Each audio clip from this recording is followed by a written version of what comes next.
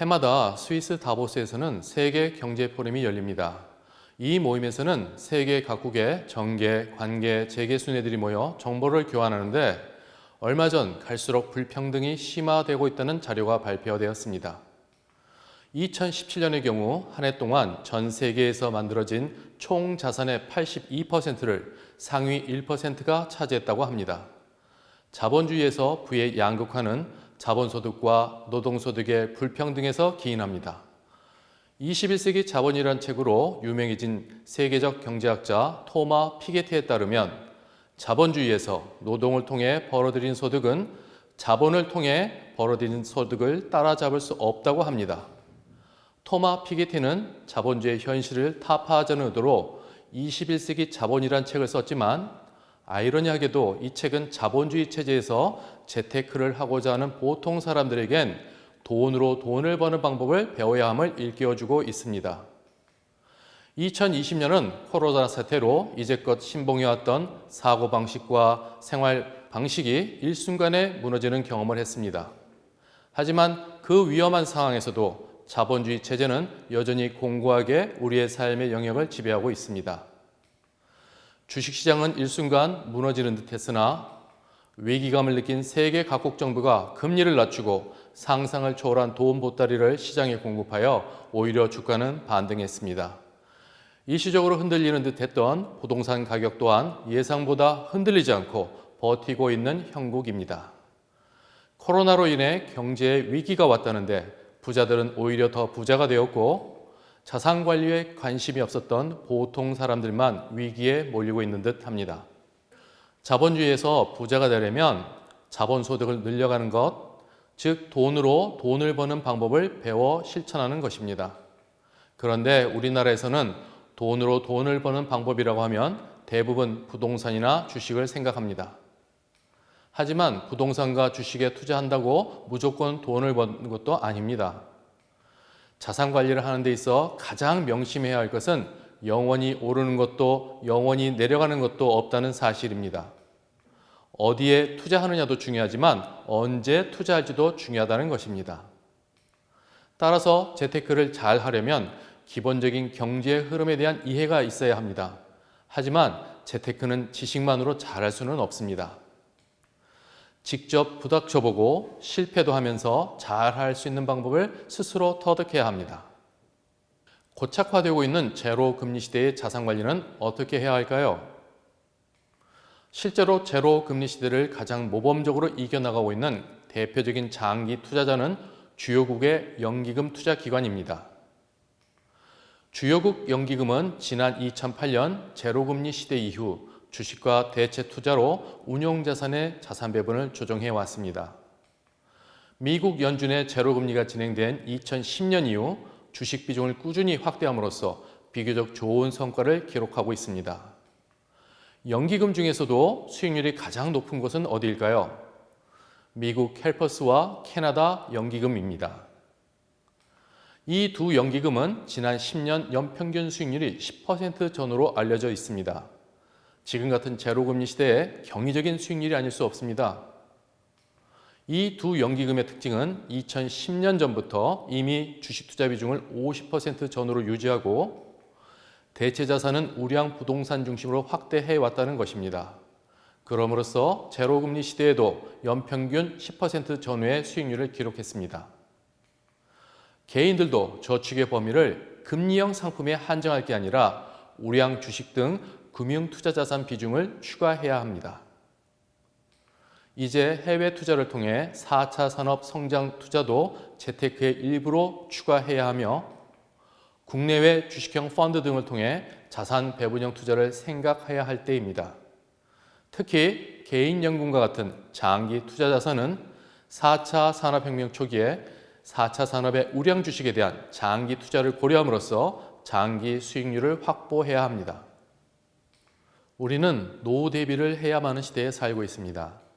지난 2009년 유엔은 세계 인구 고령화 보고서를 통해 2000년도엔 평균 수명이 80세가 넘는 국가가 불과 6개국에 불과했지만 2020년이 되면 31개국에 이를 것이라고 발표했습니다. 그리고 이러한 시대를 호모 100 시대라고 정의하였습니다. 평균 수명 100세 시대를 의미합니다.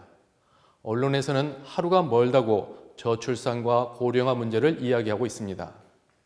매년 10월 2일이면 노인의 날 행사가 열리고 정부에서는 100세를 맞이하는 노인들에게 명화주로 만든 정통 지팡이인 청려장을 선물합니다. 그렇다면 우리나라에서 100년을 넘게 사는 사람들은 얼마나 될까요? 보건복지부에 따르면 2020년 8월 말 주민등록 기준으로 21,411명이라고 합니다.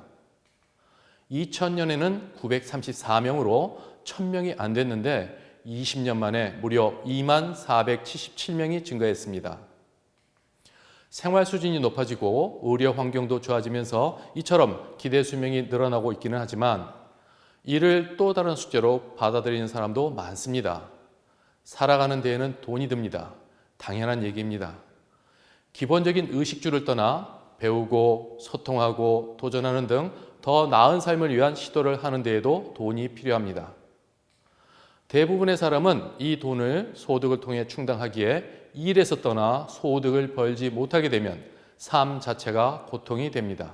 많은 사람들이 은퇴 후 삶을 걱정하는 이유가 바로 이것입니다. 게다가 한국은 OECD 회원국 중 노인층 빈곤율 1위라는 불명예까지 안고 있습니다. 이런 이유로 노인층의 경제활동 인구도 한국이 OECD 회원국 중 가장 많은 비율을 보이고 있습니다. 그나마도 청년 세대와 일자리 다툼을 벌이지 않아도 되는 지하철 택배나 경비, 환경 미화원 등에 쏠려 있습니다. 이제는 살아가는 환경은 물론 인생 주기와 인구 구조 자체가 바뀌었기 때문에 자녀가 부모를 봉양하는 전통은 이어지기 어렵습니다. 자녀 세대는 자기 삶을 꾸려가기도 버거울 수도 있습니다.